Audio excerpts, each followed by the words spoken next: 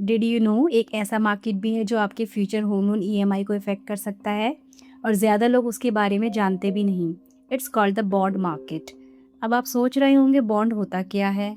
Simple, जब government of India को roads, railways, defence या इंफ्रास्ट्रक्चर प्रोजेक्ट्स के लिए पैसों की ज़रूरत होती है तो गवर्नमेंट इन्वेस्टर से पैसा बोरो करती है। बदले में गवर्नमेंट इंटरेस्ट देने का प्रॉमिस करती है। इसी प्रॉमिस को बॉन्ड कहते हैं।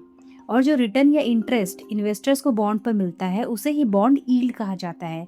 यील्ड को आप बॉन्ड की अर्निंग रेट भी समझ सकते हैं। अब बॉन्ड्स में इन्वेस्ट कौन करता है?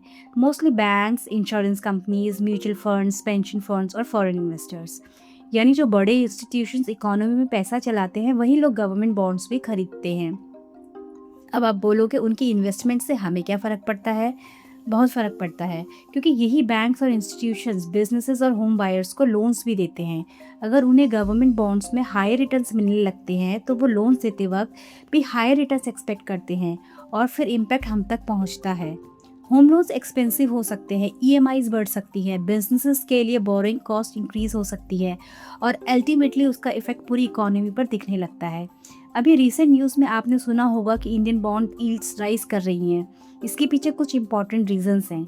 इन्वेस्टर्स को इन्फ्लेशन की कंसर्न है, क्रूड ऑयल प्राइसेस पे प्रेशर क्रिएट कर सकते हैं और जब गवर्नमेंट को ज़्यादा पैसा बोरो करना होता है तो मार्केट में ज़्यादा बॉन्ड्स आते हैं। इन सब रीजंस की वजह से इन्वेस्टर्स हायर रिटर्न्स डिमांड करते हैं और जब हायर रिटर्न्स डिमांड होते हैं बॉन्ड यील्ड्स राइज कर जाती है। तो नेक्स्ट टाइम जब आप न्यूज़ में सुनो कि India's 10 year bond yielding is rising, समझ जाना ये सिर्फ फाइनेंस एक्सपर्ट्स की न्यूज़ नहीं है, ये आपके फ्यूचर ईएमआई, लोन्स और मंथली बजट से भी कनेक्टेड है।